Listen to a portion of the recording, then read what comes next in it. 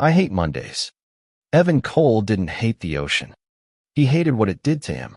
As a kid in Massachusetts, he'd stared at maps, at the blue that wrapped the edges of the country like a cold hand. Teachers said the ocean gave people jobs and fish and rain. And all of that sounded practical. But every time Evan stood near it, the sensible parts of him went quiet. There was just the pull. A huge, flat breath that went in and out. A hush that made the rest of the world feel like a rumor. He didn't swim. He wasn't ashamed to admit it. His older brother Noah had launched off rock jetties and come up laughing, hair combed back with salt. Evan stuck to the edges.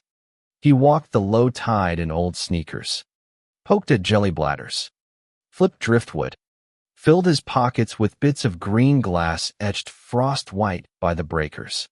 He did this in winter, and he did it in summer, and he did it after he moved north, up to a small rental in Maine where the state roads ran past lobster shacks and cedar shakes, and the ocean was always somewhere down a side street. Friends and family invited him to beach days for years, and he declined for years in ways polite and insistent until the invitations stopped coming. It didn't hurt his feelings. He'd never confessed what he actually did on the coast. Drive down on weekday mornings when the parking lots were mostly fishermen and retirees.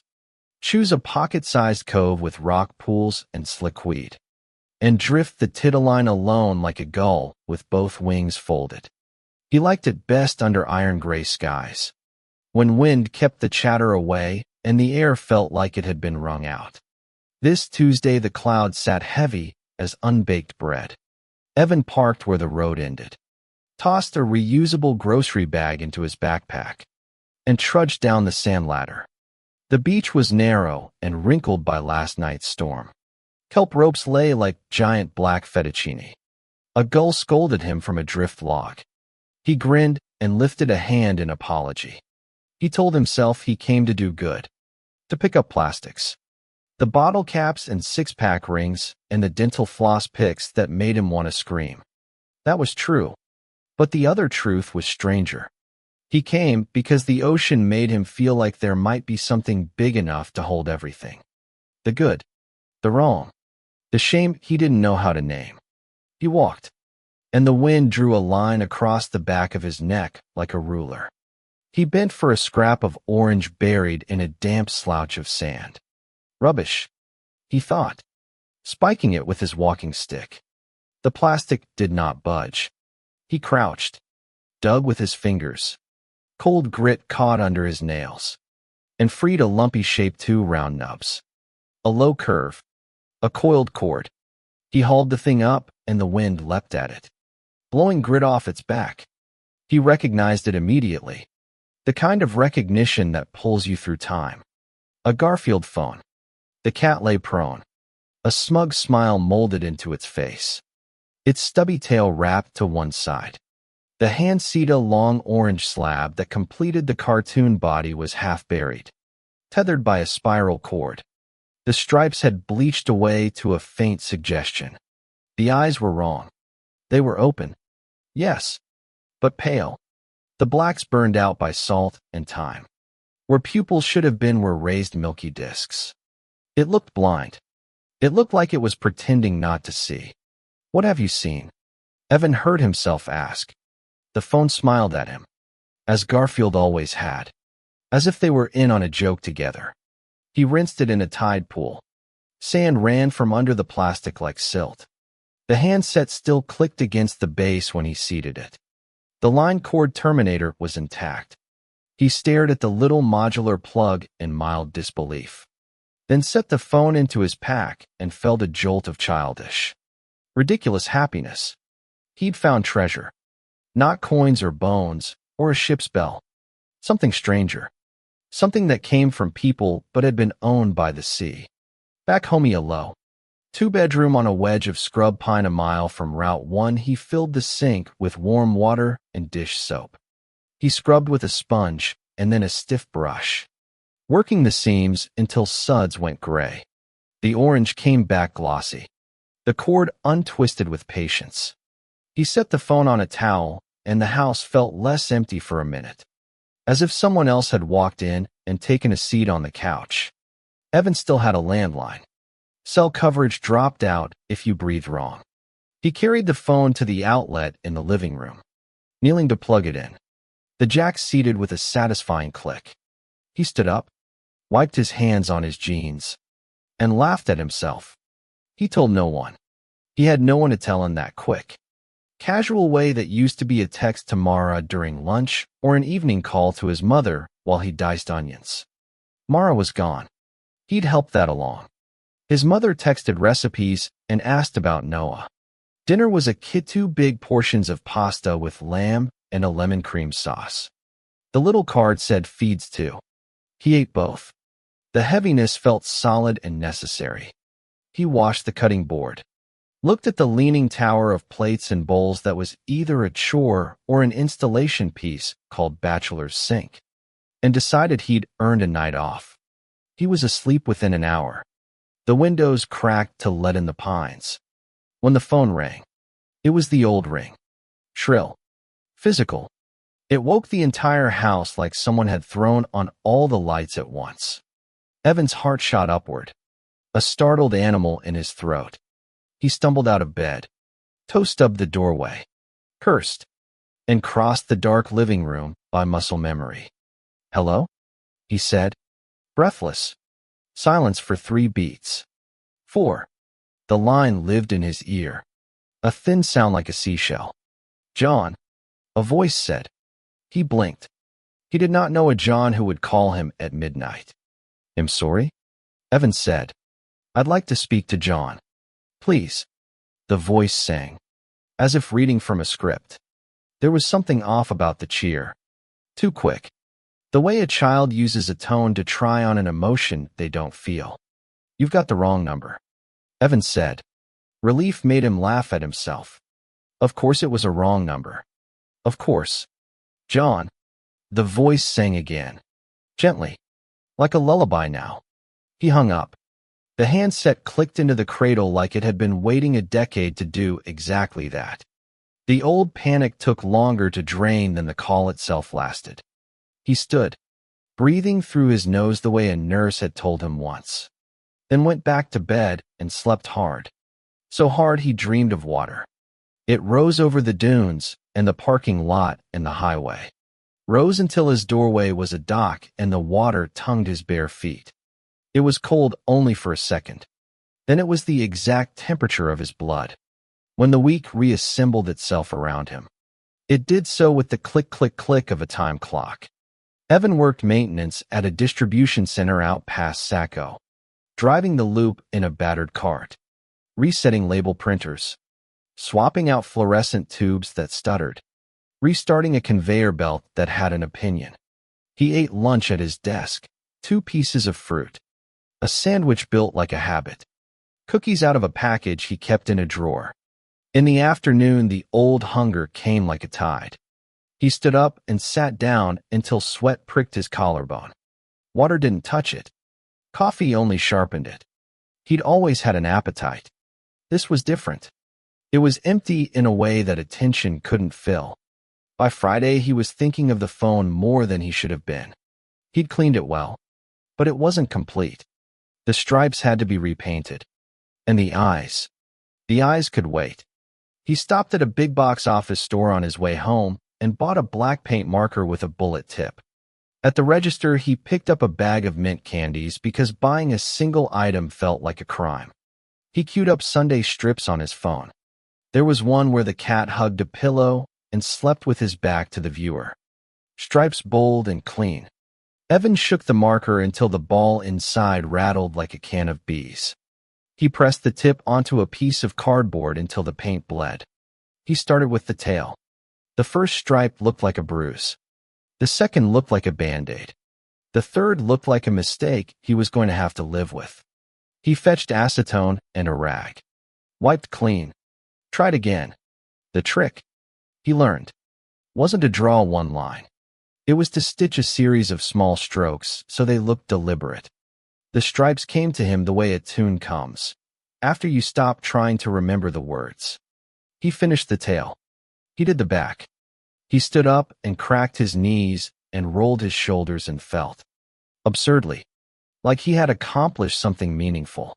He told himself it was smart to do the eyes last, so he wouldn't smear them by accident. He set the marker aside. The phone didn't ring again until Monday morning. 2 a.m.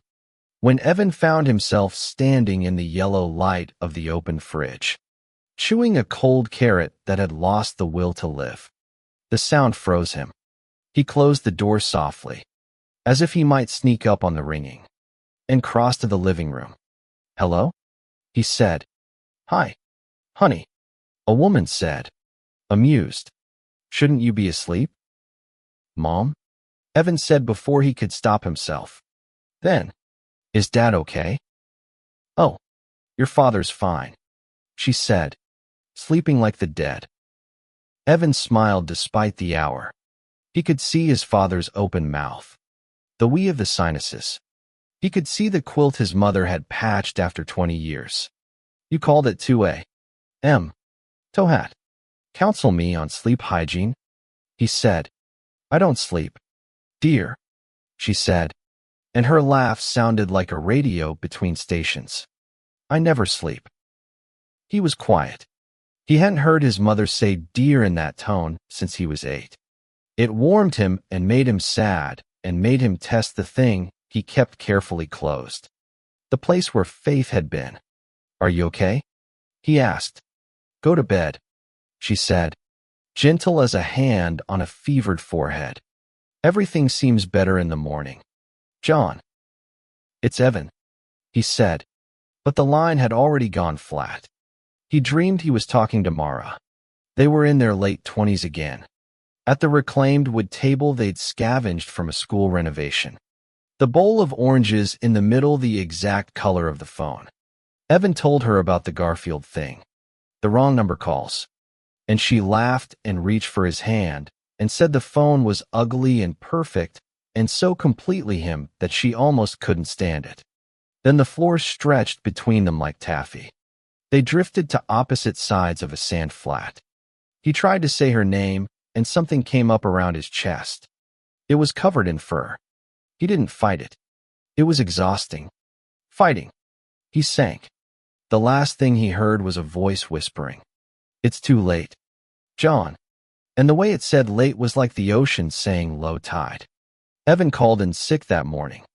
He lay in bed watching the red digits of the clock drag themselves forward. Eventually hunger bullied him upright.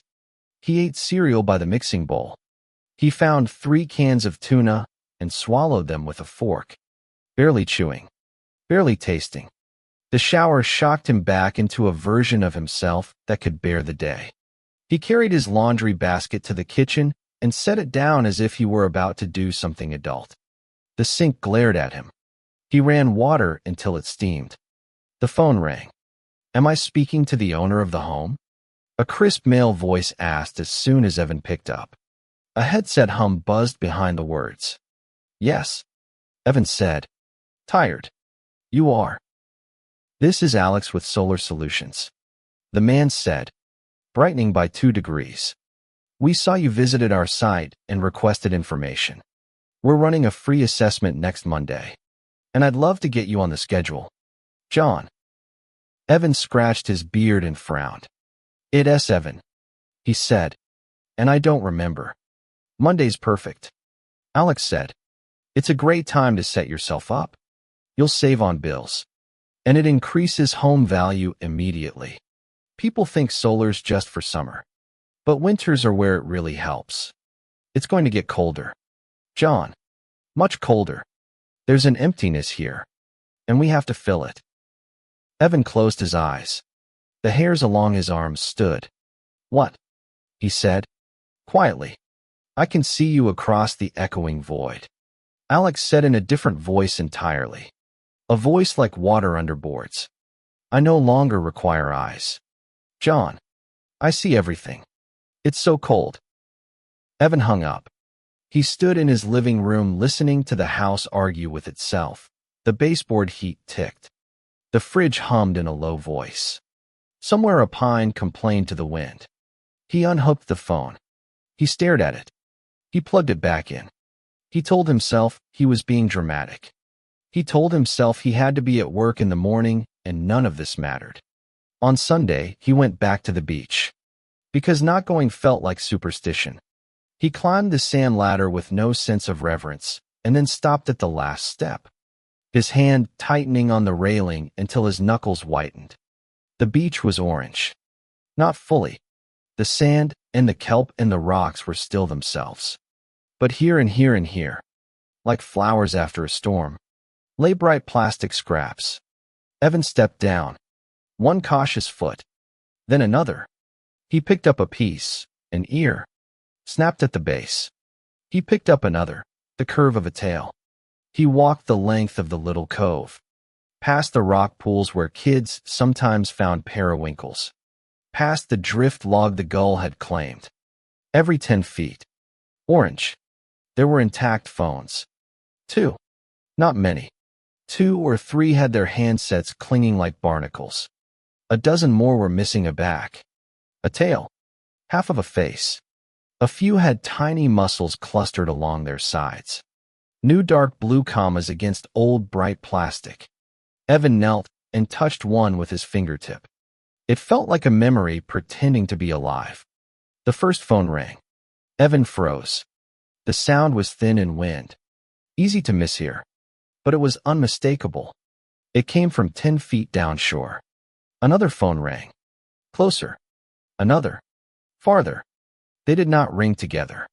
They chased each other like children, one answering the other. The interval collapsed until the beach sang with that old, fixed note. Evan's breath shallowed. A fish smell rose, metal and sweet. Answer. The sound said without saying. He chose not to.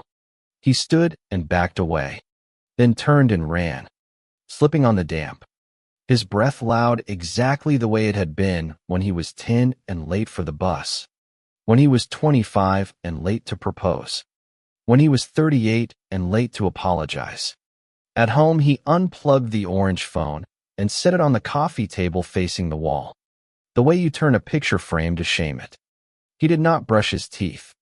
He left the sink to its full, soapy stop motion. He lay on his side and watched the alarm clock count the last 8 minutes of the day.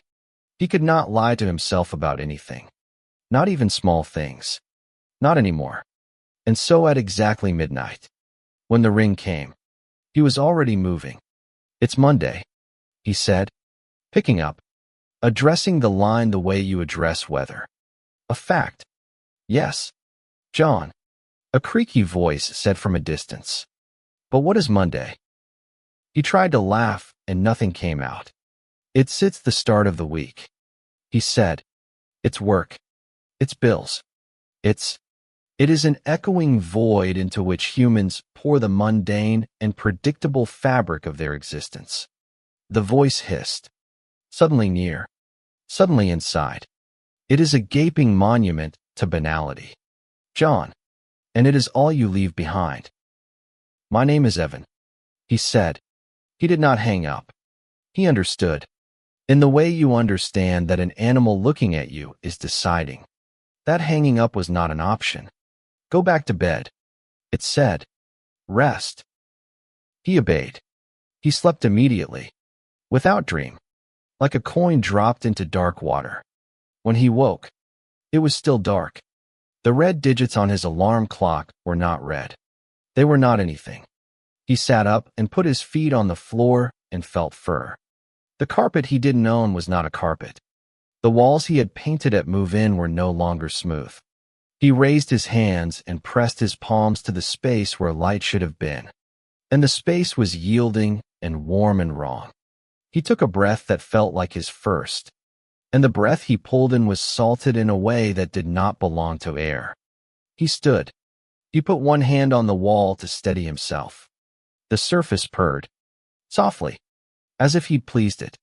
He walked the hallway by touch, and the walls shivered against his shoulders like a living thing that leaned back when you leaned into it. It was, he noticed only after noticing that he could notice anything at all. Striped. He turned the corner to the living room. Where the phone had been was a tumor. It wasn't quite a face. It suggested a face the way a cloud suggests a rabbit. A lump rounded outward, plush with thick orange fur, then sagged into folds. Too huge. Rounded bulges rose where eyes would rise. Their surfaces milky. Ulcer slick. No iris. No pupil. Only a height where black once lived. Below them, ridges of lip and jowl parted and breathed. The sound was the ocean against a jetty on a winter night. The strike and suck and pull. John. It rattled. From somewhere inside itself. Evan began crying without deciding to. He crawled before he knew he was crawling. The air from the opening was cold and tasted like rain on asphalt and also like blood. He lifted the lip on one side. It did not resist. It was grateful. The way you are grateful when you finally get to scratch an itch. I'm still so hungry. The voice purred. He took a shuddering breath. He thought of the sink. He thought of the beach and the orange bits scattered like flags. He thought of his mother's laugh when she said she never slept. He thought of Mara blowing on a spoonful of soup and deciding not to share it because she said he didn't deserve it yet. He thought of Noah, who had offered a hand a dozen times and had been thanked for maybe 3. I love you, Robert. The voice said. Wrong on purpose. It's Evan, he said. The last honest thing he owned. It's just Evan. He climbed in. The dark was neither cold nor hot. It was the exact temperature of regret. It held him without squeezing. It did not tell him why. It did not forgive him. It did not ask him to forgive himself. It simply did what the ocean did, moved, made room, took him. Morning came up over the sound without objection. The horizon stretched like a ruler as the sun lifted itself. The light was orange. The water lay smooth as if it had been ironed. On a dozen beaches that unraveled up the coast like loose yarn. Gulls pecked at bright plastic and carried away little ears. Little tails. Little promises. A man in Portland found a handset in a rock pool and set it on a railing to photograph it for his feeds. A kid in Kittery pulled a cord like a prize, and it snapped and he laughed. The phones rang. Sometimes in twos. Sometimes in flocks. For a while, in a room that used to be a living room. Under a ceiling that used to be a ceiling. A shape slept the way a cat sleeps, with one ear always half awake. Weeks slid past the way Tuesday slides past Monday when you're not looking. Deliveries showed up on Evan's porch catalogs with his name in block letters. A padded envelope from a charity he'd once donated to with a set of return address labels featuring autumn leaves. The lights inside the house went on at night and off in the morning even though no one flipped the switches. The power bill auto-debited. The town plow pushed snow against the end of the driveway and then came back after the storm to open the mouth again. Noah called and left a message. Hey, I know you don't always pick up. Just checking in. I'll be down your way next month with the boys. He paused and let the quiet say what it said. You don't have to be a hero. Call me. Mara sent a postcard she'd bought at a gas station in Vermont. A photo of a moose looking like a surprise in fur. She wrote, I drove Route 2 and thought about that diner where we spent a blizzard splitting pancakes. You snored. I was scared and it helped. Be kind to yourself. Okay. She signed it with her name and drew a little box around it the way she used to when she wanted to end a conversation before it became an argument. The postcard slid through the slot and lay on a doormat that used to be a doormat. It sunk a little into the fibers. Snow fell. The ocean kept its promises. The tide came and went. January made promises. 2. About becoming a newer person. About habits and systems and the box where you put the phone after 8 p.m. The box stayed empty. On a Wednesday that looked exactly like another Wednesday. A city crew one town over dug up a length of storm pipe that had clogged and found inside a ribbon of orange cords braided together with eelgrass. The foreman took a photo and texted it to his daughter. She posted it with a caption about the 1980s floating back. And it racked up hearts that meant you were seen and also that you were an algorithm's food. By the time spring cracked late and the pines let go of winter, a story had started. It moved the way stories move when there's nothing obvious for them to cling to, through conversations with cashiers, between dog owners, across the radio when the morning show had 15 empty minutes. People said the phones had been washing up for decades, always in clusters, never in singles. A lost shipping container burping out nostalgia one storm at a time. They said it had happened in France once. They said it meant nothing. They said it meant the ocean was telling us what we throw away will come home eventually. No one mentioned Evan unless it was to say, he keeps to himself. And then they said, not in a mean way. And then they said, we all do, don't we? One Monday in May, a yellow work truck backed up to a solar installation across town. A young tech named Al bent to the stack of panels and listened to a call piping through his headset from a distribution center on the edge of Sacco. We can do Monday. He told the voice that had said his name was Evan and then had laughed and said names were a trick. Al wrote down an address he could not later remember, even with the help of GPS history.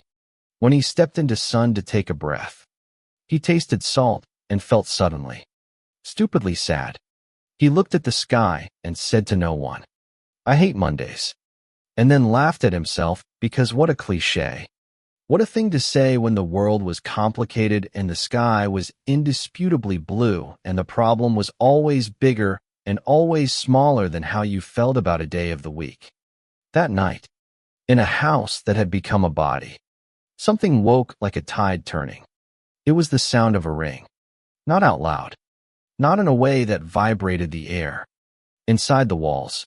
The wiring hummed a note that was neither electrical nor musical, and yet was both. The hum went into places in the house where sound didn't go a closed drawer. The battery compartment of a remote and came back. It threaded itself between the fibers of the rug that was not a rug and up through the legs of the coffee table that was not a table. It made a loop and then another, the way a fisherman's knot learns itself.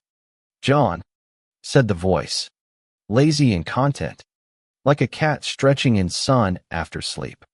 It said it because saying it was what it did. It's Evan, a different voice said, not aloud, not from the mouth, but from a part of the house that had used to be breath. That voice sounded close and far, like hearing your name whispered underwater and knowing the water is also saying someone else's name. John, the voice purred again, indulgent. There was no argument after that. There was only the work of being. There was only the eating of what the world offered. A little hunger, enough to keep the edges sharp. A little mercy, enough to keep the center from collapsing. Enough daylight. Enough dark. If you stood on Evan's old beach one Monday morning a year later, when the rain came sideways and the gulls hunkered, you might hear a ring you could explain and a ring you couldn't. You might see orange plastic at your feet and decide to pick it up, because that's the kind of person you decided you were. And maybe that decision would stick, and maybe it wouldn't. You might feel at the very base of your sternum a pull that was neither fear nor joy, but some third thing that has the shape of both. You might pick up a phone from the sand. You might wipe it with your sleeve. You might hold it against your ear, smiling at yourself because what a dumb, sweet, human thing to do. And you might hear a voice you thought you knew say your name wrong on purpose. A soft wrong that made you think about a day of the week and an emptiness that people were always trying to fill with meals and arguments and jobs and long walks and pictures of sunsets. You might hear the voice ask you what Monday is. Really? And you might answer honestly. And whatever you said, it would not be the wrong answer and it would not be the right one. It would only be yours.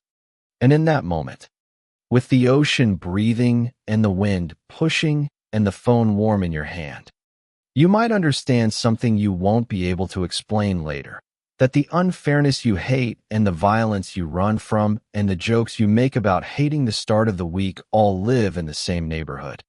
and the only thing that changes is whether you wave when you pass them on the street. Thank you for listening all the way through. If this story got under your skin, I'd love to hear your take. Do you think everyday routines and Monday grind us down in ways that make violence and injustice easier to ignore? Is that giving the ordinary too much power? Where do you draw the line between personal responsibility and a system that feels rigged? Drop your thoughts in the comments.